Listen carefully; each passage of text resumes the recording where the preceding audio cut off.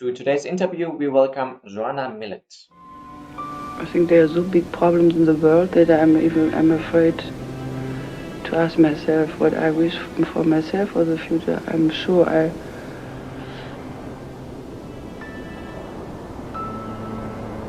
Before we start, don't forget to subscribe to our channel. If you enjoy our work, I want to invite you to become one of our patrons on Patreon and gain special access to our content. More to that as well at the end of the video. Now, let's dive into the interview and let Joana introduce herself.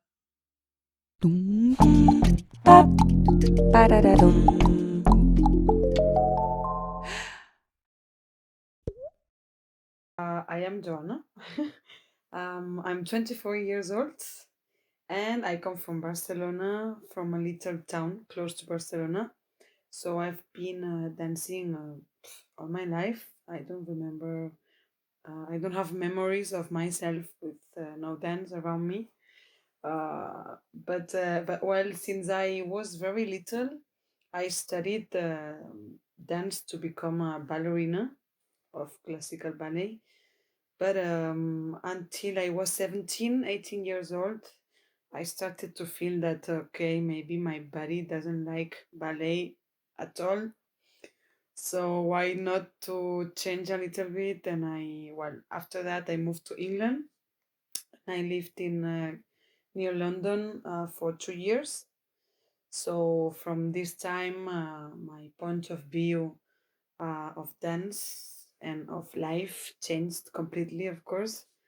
So I started to get interested also by nutrition.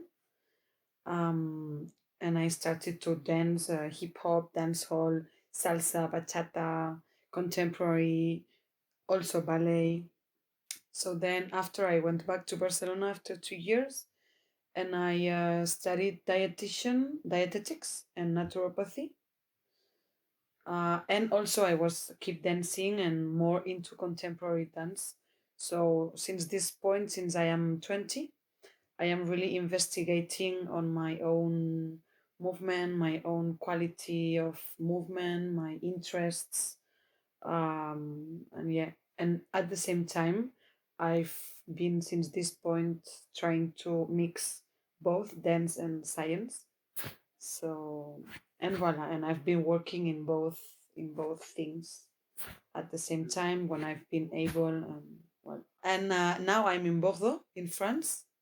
So since August, I moved here. I am in two little companies. One of them is in Bordeaux, and it's like a regular company, young company, and the other one is close to Bordeaux, but they do projects. So I work with them when they have a project. You started to talk a little bit already about how you got to where you are now. I'm curious, what was it in dance particular that is still fascinating you about it as an art language? What is in dance? Wow, I think it's the endless of movement, of sensations, of experiences. Dance allowed me, and I think allowed everybody to live, sometimes like in a dream or in a movie, or it's something that even if you expect uh, something, after you never get exactly what you expected. And for me, that's sometimes it's hard because it's always like a question mark in life, but then it's so grateful and exciting, and you just want to keep knowing what's gonna happen and investigating. I don't know, it's yeah. You said that you're combining this more scientific side of nutrition and those things as well in your work. And based on what you said just now, where in dance there is always this question mark and this research, how do you balance this with this more practical approach of scientific research? Is this a balance for you, or do you see it very much flowing into each other? Actually, for me, it's like a little bit. I would say it's my stability in life. Even though I don't have a regular job as a dietitian, but I see things are like they are. There are some opportunities of as a dietitian that I can take, but it's something more stable. It's something more tangible that I know I can have. So for me, it's like a little bit home. Like, okay, I have this, but also it allows me to, as a dancer, to know in another way my body and others people body.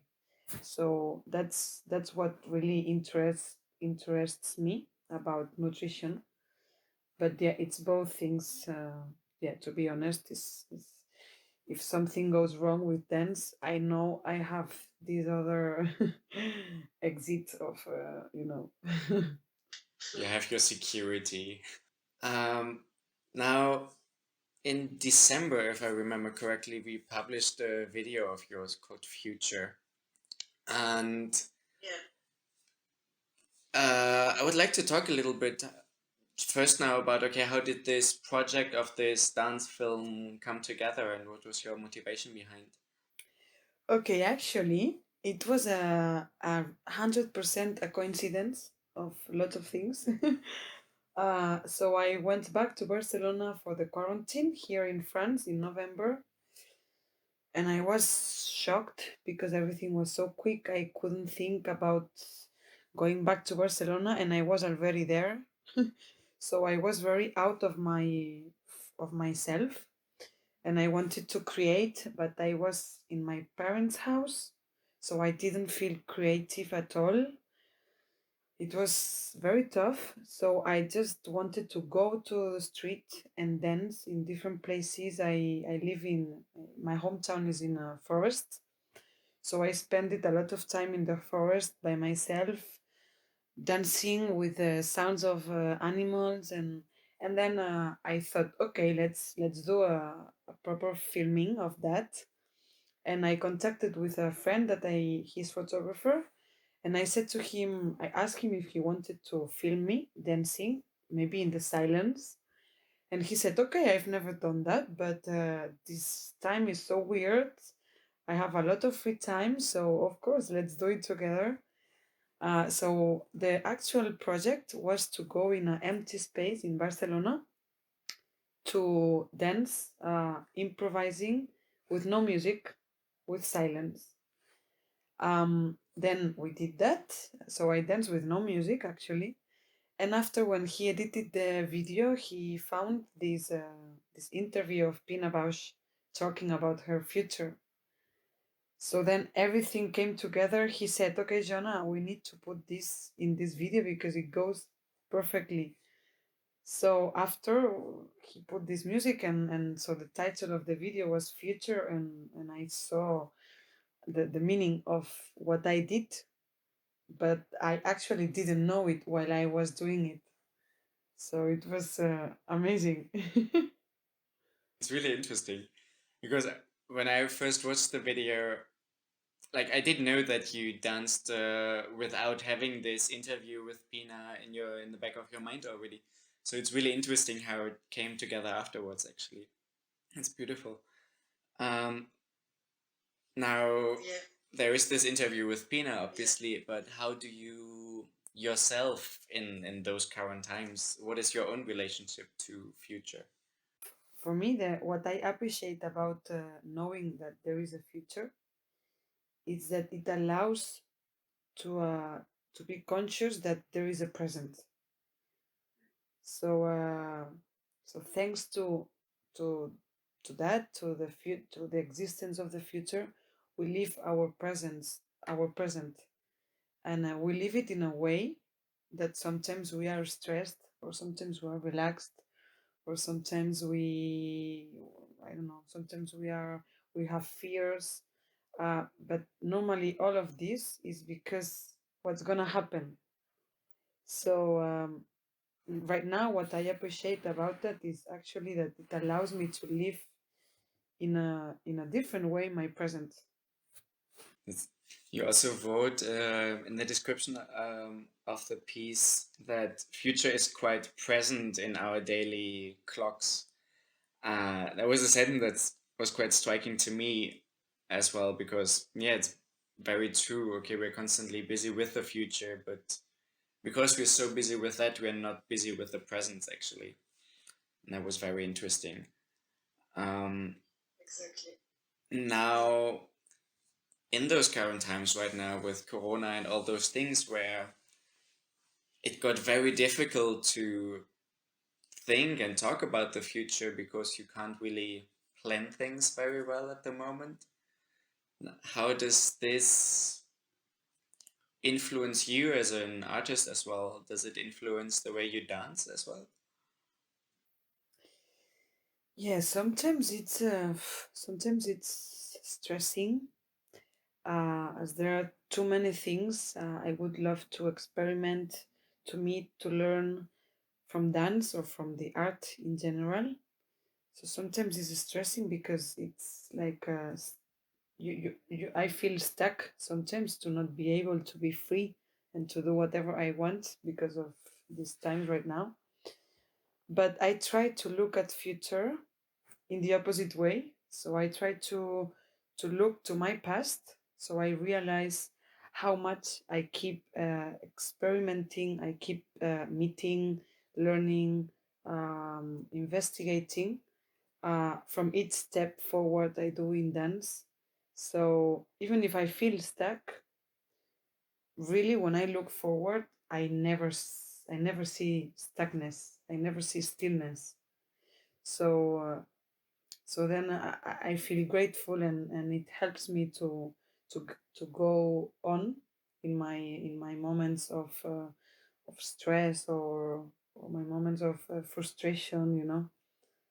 So it helps me a lot to think about that in the other way around. Now, do you see in this whole crisis in the moment, I mean, it's affecting the entire arts sector and culture a lot, obviously. Um, do you see, though, because you're describing very much that there is something positive inside of it as well to make us more aware of our present. So, do you see that in this crisis there is a chance for us artists to learn something from and bring something out of this crisis for the future?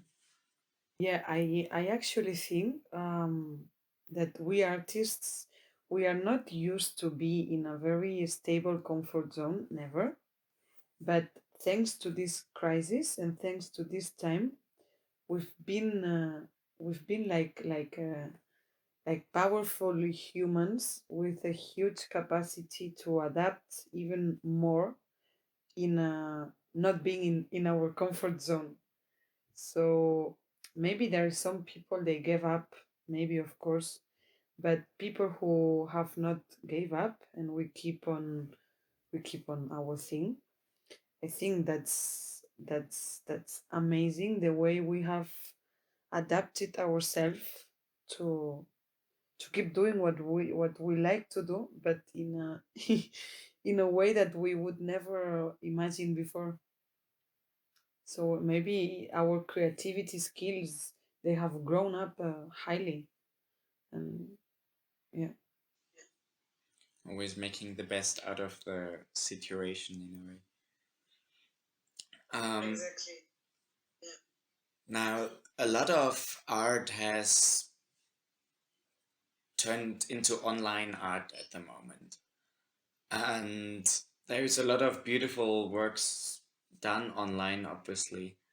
Um, in my personal opinion, though, there's often the situation where it becomes too much and where suddenly all the artists are trying to do something online. Now, your video, I think, fits very well in the current times and is a beautiful example of it working very well to have it in video form. But how do you see it yourself in, and how is your environment and the relation to online as an art space? Yeah, actually, I think the same as you. For me, sometimes it comes too much because it breaks the fact of being online. It's good to share with the world, to be present, to keep art present in our world, in our society. But me as an artist, as an individual, I don't feel the same gratefulness and the same emotions and the same feelings when I present what I do through a screen, or what I present what I do in front of people, or in a, even if there is no people, but I am somewhere physical, that creates an atmosphere, that I give an energy and I receive an energy that's totally different. So well, it's a reflection because in my case I've been doing much more things for myself because I just prefer to do them in my way, in the way I feel grateful, even though I cannot share them, than forcing myself to do them in the way that will fit in the social media or in a screen, because then I lose the reason why I was doing it, in a way. And I didn't want that to happen to me. So, yeah. I think you mentioned a really important point there as well, for us artists to use this moment of crisis to really take care of ourselves as well. It's something that often we don't really find the time to. And I think that's a very important point that you mentioned this. It's very interesting. Yeah. Um, there was a podcast I listened to some time ago, a short part of it, and they talked about the difference how professional athletes and artists and performers, how they are approaching the topic of taking rest differently. And I think it was very interesting. And for that, I would like to know, how is it in your field of professional dancers concerning this topic of rest and self-care? How is it there usually? Because you're also a dietitian, so you're very much aware of, okay, what does my body need? So Yeah, that's funny because it's something really we need to take care of and be aware of.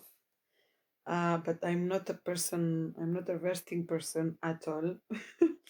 So I know what I give a lot of importance is to listen to my body, and not just resting because people say resting is necessary and good.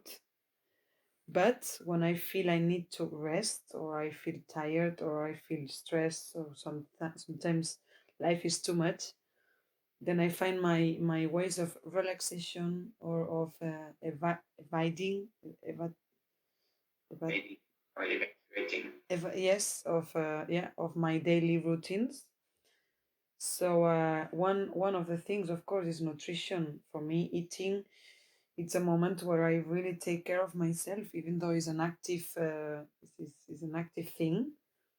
But really, it's something that I really give a lot of importance. And then also when I need to rest, what I try to do is to express myself by writing. So it's my way of of taking care of myself, because sometimes I don't realize about what I feel or why I feel like this. But then when I write it, it comes by itself. And then when I read what I wrote, I get like, oh, okay. So, so yeah, it's interesting. do you feel that the whole arts environment is allowing this to happen as well, apart from the situation right now, but before? Yeah, well, now we are more lonely. No, in this moment, it's not as easy as before to have social time, to do things.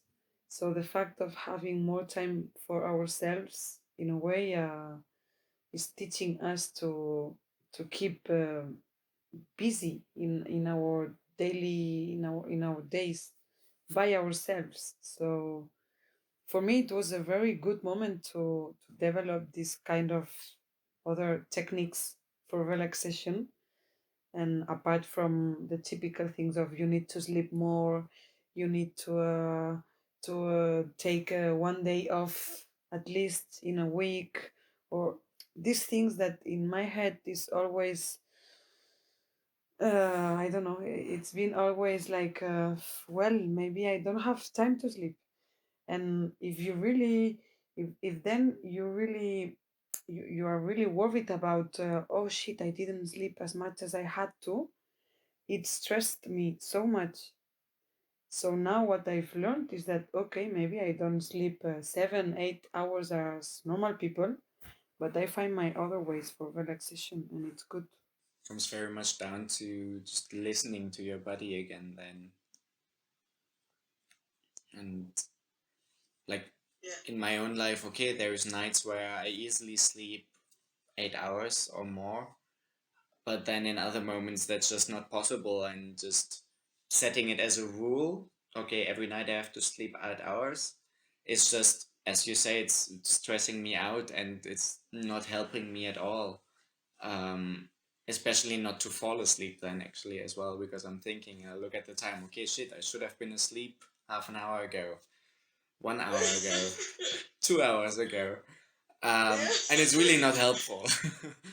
um so for me, it's really comes down to, okay, allowing myself to do whatever my body needs right now, and sometimes that is okay to work and to do something, and sometimes it is to allowing myself to not to do something, to just take a pause and take some rest and continue again when I feel like it. And for me, especially right now in this crisis, I learned a lot in that direction as well, through this crisis, through being forced to step down, to go slower, because things don't happen and theaters are closed. So it's very interesting. So for me as well, I think the crisis actually is really something to learn out of, and hopefully then being able to carry that as well into the time after this crisis. Yeah, definitely. Where we are coming back to future again. Okay. um, Yeah. what I would like to know is, concerning this entire topic of future, where do you see yourself and how do you imagine the future after this crisis? And how would the ideal future for you kind of look like? We talked a lot about things that are giving us something positive in this crisis. So, how would the perfect world, let's say, after this crisis look like for you? Okay, that's a very beautiful thing that I wanted to share with you, because for me, I there are endless things that I would like to do in life, or even in dance. There are I don't know, when I think about okay, when I can audition properly, I would like to go to this company, to this company, to work with this choreographer, with this one, and maybe it's possible, maybe it's not. But I as Albert Galindo, it's a dancer from Barcelona that I had the amazing opportunity to dance with him this summer. And as he said to us, is something that it's in my mind literally copied as he said that, because it's very true. What I really, how I really see in my future, it's feeling good and feeling happy. So to explain it in another way, when I think about my objectives, no, in the future, I don't I don't like to think about them as a materialistic things, but I like to think about them as a feelings. And in this way, I am sure every time I achieve them, I will feel better than if I achieve a materialistic thing. So I just like to think about my future as happiest as possible, as fulfilled as possible, as exciting as possible, as new as possible, as unexpected as possible, and all these kind of things. But I don't like to think about a specific place or specific company or anything like this. It's a beautiful way to look at things. It kind of keeps you very open as well for whatever may come without being too fixed on this one particular thing that you want to achieve, but not seeing all the other things that would also very much fulfill you and would maybe be much closer to reach. Exactly. Yeah. Yeah. It was amazing when he said that to me and the other dancers. Wow. It was like wow, wow.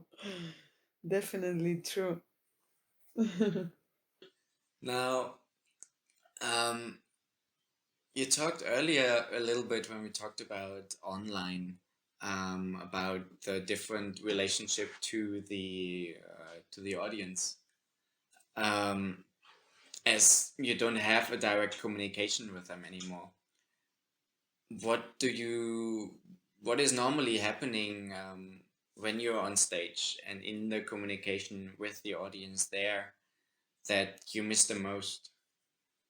Now, if I understand correctly, at the moment you're mainly working for companies as a performer, as an interpreter, but in what we shared, you're as well the creator behind. How does this balance in your normal life?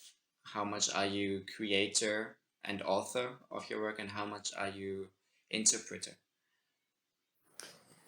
Well, I would say I'm mostly in the company I am in Bordeaux. We train, we work every day 5 to 6 hours. So I'm very not a creator in from Monday to Friday. But then in my free time, I would say I am the creator of my time. But when I am in my routine, I am mostly well, yeah, I'm mostly a dancer for another person. Even though in the company, of course, we have freedom and we create our own little pieces or little parts of the piece or whatever. But yeah, anyway, I think anyway, even if you work full time in a for someone, you are your own body, and even if someone tells you to do something, you represent it as you feel it, no? Because if you try to copy, actually it doesn't work. So yeah, in this way, I would say we are always creating, even if sometimes we don't realize. But yeah. You're always saying it in your own words, no matter what it is that you say. If it's something that some director told you, or if it's something that you are saying yourself, it's always your own language, your own body. Yeah. Nice. Um, Yeah. I'm interested right now in you as an author and you as a creator. What is it that, do you have something, you have a vision that you're trying to follow through with in your own work, as well as maybe in the company work? I don't know. Wow. Okay, I think what I really, how would I explain that? Wow, what a question. I'm asking because in what I was reading in the description about future and all the things that you were saying so far, also about you as a dietitian, I see similarities. I always see, maybe it's because I'm looking for it, I don't know, but there is something there that combines all those things the way that I see it from the outside right now, where it is very much about, on the one hand side, self-care, but as well as you are a performer and as you are looking to communicate with an audience, I see also that there is something that you want to give to the audience. And I would like to hear in your own words a little bit about this. What is it that you Yeah. are doing there? Yeah. No, it's definitely true. I would say, for me, dance, it's something that has helped me a lot to be confident with myself in this life. So that's why I really like to mix nutrition and dance, because I understand myself better. So I am more sure, like, okay, I eat this because I know this is how I have to eat. And then dancing, being a dancer, allows you to feel every inch of your body. So you really understand how your body works. So I think as a creator, I really like to create things that for me have a meaning, but it doesn't have to be the meaning. I like to I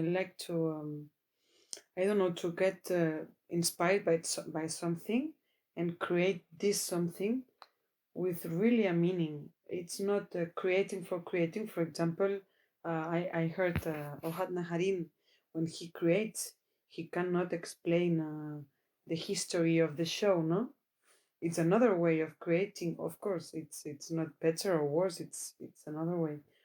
But for me, I really feel grateful when I try to create something with a meaning, and after, when I see it, even if it's a video dance or a poem or whatever, then I can see this meaning. For me, it's amazing.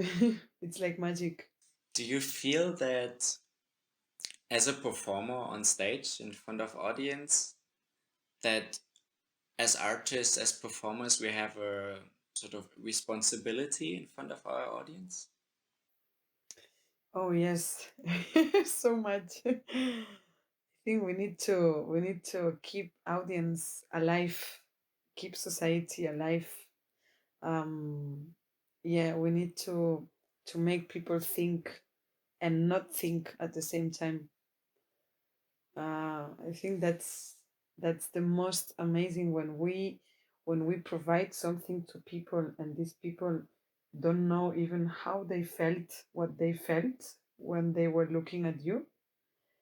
That's I think they can just feel that when they look at art, in any kind of art, but even more with dance, because in dance we mix a lot of things. So yeah. I hope you enjoyed this interview. Don't forget to click like and subscribe on the video if you haven't done so yet. If you want to see the full 1 hour conversation we had, then become one of our patrons. You gain early access to all of our videos, you get to see the full interviews that we do, and you get to see special behind the scenes content from all of our Capta laVie original productions. Patreon is also the platform for our community, where you can really engage with other viewers and artists, as well as me and the rest of the Capta laVie team, in discussions about our content and about art in general, and you can help shaping the content of this channel. If you have questions yourself to any of our artists, then please put those questions down in the comment section underneath their videos, and we will ask them in the next interview to our artist. That being said, enjoy the rest of your day. We come back with new artist videos every Friday and new interviews every Sunday.